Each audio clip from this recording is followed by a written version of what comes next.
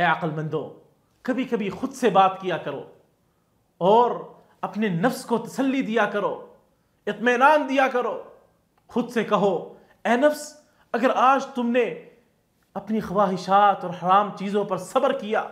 تو کل تمہیں ایسی جنت ملے گی جس کی وسعت آسمانوں اور زمین کے برابر ہے۔ خود کو نصیحت کرتے ہوئے یہ کہا کرو اے نفس، حرام سے بچو تاکہ کل تمہیں ان لوگوں میں شامل کیا جائے جن سے کہا جائے گا سلام علیکم بما صبرتم فنعم عقبی الدار، تم پر سلامتی ہو دنیاوی صبر کے بدلے، کیا ہی اچھا بدلہ ہے اس دار آخرت کا۔ جب خواہشات آپ کے عزم کو کمزور کرنے لگیں تو خود کو یہ آیت یاد دلایا کیجئے، قل اذالک خیر ام جنت الخلد التي وعد المتقون،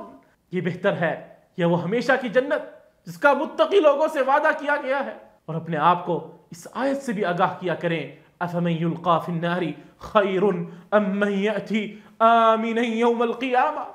کیا وہ شخص جو آگ میں ڈالا جائے گا بہتر ہے یا وہ جو قیامت کے دن امن کے ساتھ آئے گا۔